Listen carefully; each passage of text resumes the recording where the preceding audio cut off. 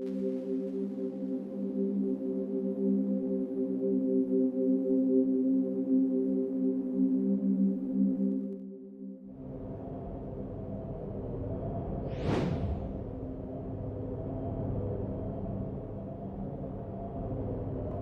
saya Agus Rianto. Kalau saya di Bandengan Nuswantara, saya ketua Bandengan Nuswantara yang ada di Kota Batu. Nah, terkait Bantengan Nuswantara itu, sejarah kesenian Bantengan tersendiri itu seperti apa, Mbah? Kalau kita bicara sejarah kesenian, saya sendiri maksudnya belum bisa memastikan itu sampai 100% karena tidak ada bukti tertulis tentang sejarah kesenian Bandengan. Tapi saya berusaha dengan cara apapun untuk mendapatkan tentang sejarah kesenian Bandengan ini. Tadi saya sudah katakan tidak ada bukti-bukti yang menjelaskan dalam kesenian Bandengan ini. Andaikan ada yang banyak dibicarakan orang dalam bentuk relief candi dan sebagainya, itu bukan sebuah gambaran sebuah kesenian. Cuman ya mungkin saja itu sebuah ide, gagasan untuk membuat sebuah kesenian yang namanya Bandengan. Tapi yang saya percaya, kesenian Bandengan ini berawal dari zaman-zaman kerajaan Kanjuruhan. Ada juga yang bicara dari zaman kerajaan Singosari, tidak apa-apa. Wong saya tadi sudah mengatakan tidak ada titik yang menyimpulkan sebuah kebenaran. Tapi yang saya percaya itu kesenian Bandengan ini berawal dari zaman-zaman kerajaan Kanjuruhan. Karena itu informasi dari leluhur-leluhur saya yang cukup lama saya nantikan. Siapa tokoh yang membuat kesenian Bandengan ini. Dan dalam perjalanan waktu yang cukup lama, kurang lebih 5 tahun, ada satu titik yang saya anggap mendekati kebenaran. Yang saya anggap mendekati kebenaran, yaitu ada salah satu tokoh di zaman kerajaan Kanjuruhan yang membuat kesenian Bandengan ini. Saya tidak sebut namanya, tapi saya tahu siapa, maksud dan tujuan membuat kesenian ini apa jika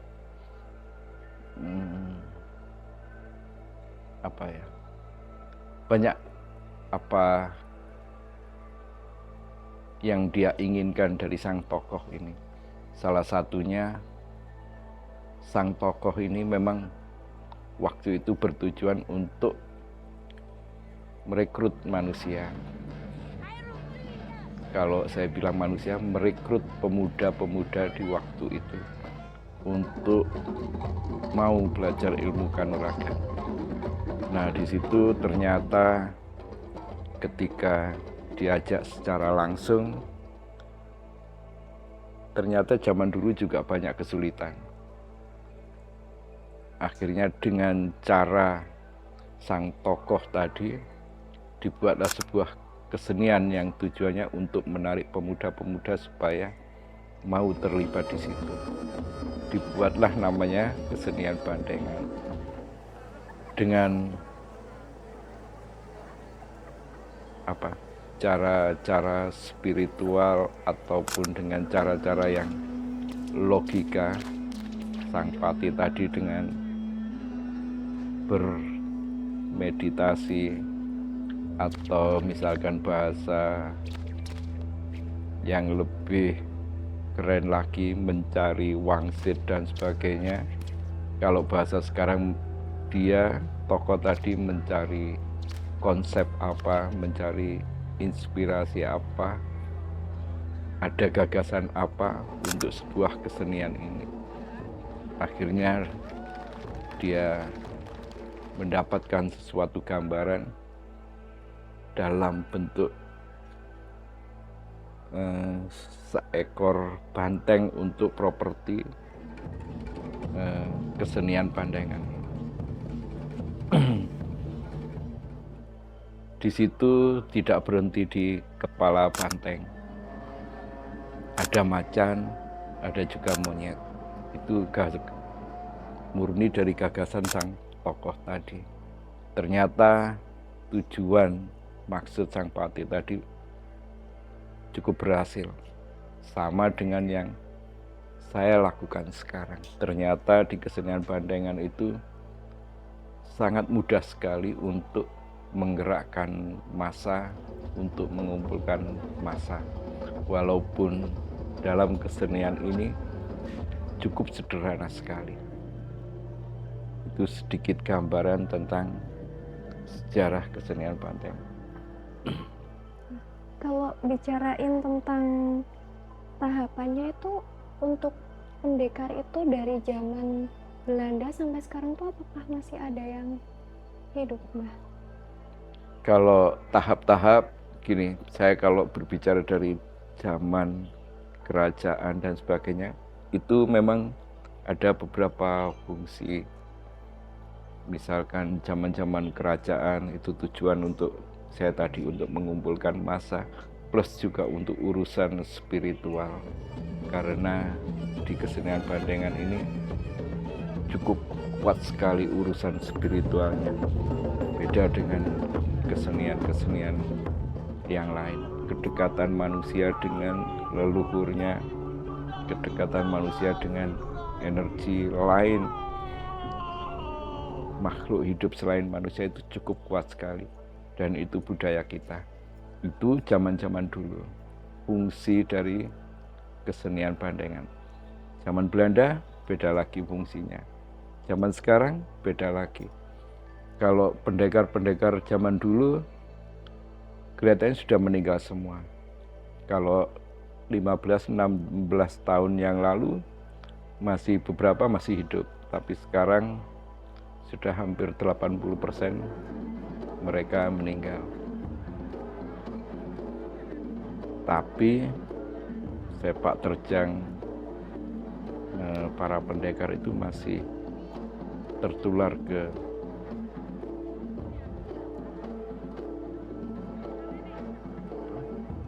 mau berbuat, mau melakukan sesuatu di kesenian Bandengan ini. Kemarin saya sempat melihat di acara Bantengan, itu apakah acara Bantengan tuh seperti tilik sandi, seperti pencak silat gitu? Ya, tadi kamu mengarah ke situ itu di zaman-zaman penjajahan ya. Jadi fungsi di bukan hanya di kesenian Bandengan aja, semua sebetulnya banyak mengaburkan sebuah tujuan perjuangan bangsa Indonesia untuk melawan penjajah itu dengan bermacam-macam cara. Salah satunya dengan sebuah kesenian. Kalau di Bandengan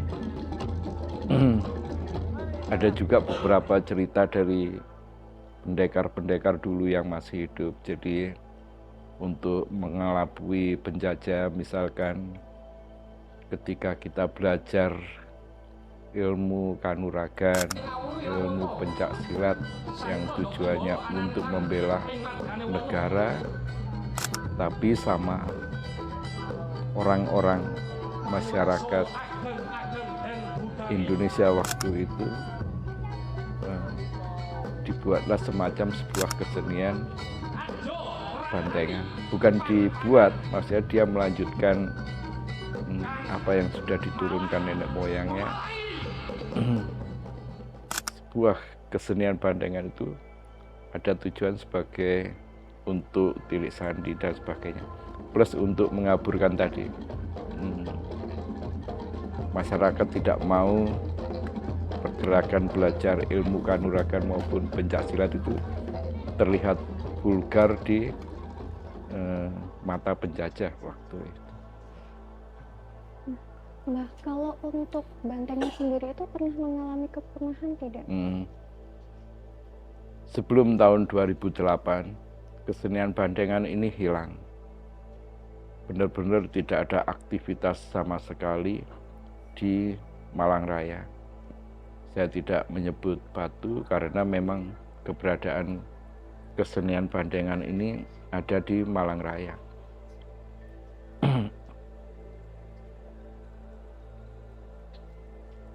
Sebelum tahun 2008 benar-benar hilang, dan saya secara pribadi waktu itu tahun 2006 saya sudah mempunyai angan-angan ingin mengangkat kembali kesenian ini ke permukaan, dan baru bisa terlaksana tahun 2008. Saya kumpulkan, saya cari satu persatu kelompok-kelompok kesenian pencaksilat dan bandengan yang ada di Malang Raya. Saya ajak satu persatu, ayo kita bangkit, ayo kita bangkit. Tidak semua mau, tapi maklum juga memang manusianya tidak ada, anggotanya tidak ada. Jadi ada yang semangat, ada yang melemah, juga ada yang sama sekali tidak respon. Dari perjalanan tahun 2008, ternyata pengaruhnya cukup luar biasa sekali. Kalau kita lihat aja, 3 tahun terakhir, bom kesenian bandengan yang ada di Malang Raya maupun di luar Malang Raya. Cukup banyak sekali tumbuh kelompok-kelompok kesenian bandengan bermunculan satu persatu. Yang dulu meninggal pun, yang dulu mati pun sekarang bangkit lagi semua. Nah, kalau bicarain anak muda, Mbah, bagaimana cara Mbah Agus itu menarik agar anak muda tuh mau terjun ke kesenian bantengan itu seperti apa? Kalau saya sebenarnya tidak pernah mempengaruhi mereka. Cuman saya pribadi memang cukup maksudnya cukup banyak sekali pergerakan pertunjukan untuk sebuah kesenian ini biar ditonton oleh anak-anak muda maupun ya semua kalangan sebetulnya. Ternyata di situ antusias para pemuda cukup luar biasa sekali. Jangankan anak muda, misalkan 2 tahun terakhir aja, sekelas cucu saya, dia ingin membuat program festival bandengan khusus anak-anak. Itu ide cucu saya. Oke, ayo saya laksanakan. Dan dahsyat banget. Misalkan dalam sebuah event aja sampai diikuti oleh 50 sampai 60 kelompok. Itu sudah berapa ribu anak. Pokoknya luar biasa sekali kesenian bandengan ini. Terkait saya meriset itu kan ada beberapa candi yang berkaitan dengan banteng, seperti yang candinya Hindu. Hindu itu gimana tanggapannya, Mbak? Kalau relief, kalau yang ada di Malang Raya hanya Candi Jago. Itu menggambarkan bukan sebuah kesenian itu sebenarnya. Itu binatang-binatang yang ada di dalam hutan. Nah, di situ ada banteng, ada monyet, ada kera, ada asu ajak. Kalau di kesenian bandengan kan asu ajaknya enggak ada. Tapi bisa juga itu sebagai inspirasi untuk pembuatan sebuah kesenian. Tapi kalau saya berpikir ya bisa jadi, tapi bukan itu. Andaikan misalkan itu sebuah relief, sebuah kesenian, bantengan pasti digambarkan kakinya manusia atau apa. Kalau kita lihat di relief-relief candi misalkan, banyak sekali menampilkan kesenian, misalkan orang menari, orang bermain gitar dan sebagainya. Itu jelas sekali dia bermain gitar. Tapi kalau di bandengan tidak ada gambaran mereka bandeng dengan kaki manusia misalkan. Itu tidak. Pesan Mbah untuk anak muda-mudi di luar sana terkait kebudayaan dan juga kesenian ini atau kesenian yang lainnya itu apa yang mau disampaikan? Kalau saya hanya ingin, terutama di kesenian bandengan, plus juga yang kamu bilang tadi, ada orang-orang yang tidak suka dengan kesenian bandengan. Permintaan saya hanya hargailah budaya Nuswantara, itu aja, apapun bentuknya. Karena ragam sekali budaya Nuswantara itu yang ada di Indonesia. Hargai aja, jangan dinakbubukkan dengan uang dan sebagainya, jangan. Tolong dihargai aja. Andaikan tidak mau menghargai, ya diam aja. Tidak perlu bicara yang buruk tentang sebuah kebudayaan Nuswantara. Ada lagi yang mau disampaikan, Mbak? Saya pikir itu sudah cukup luas sekali. Baik, terima kasih Mbak Agus atas waktunya. Sama-sama.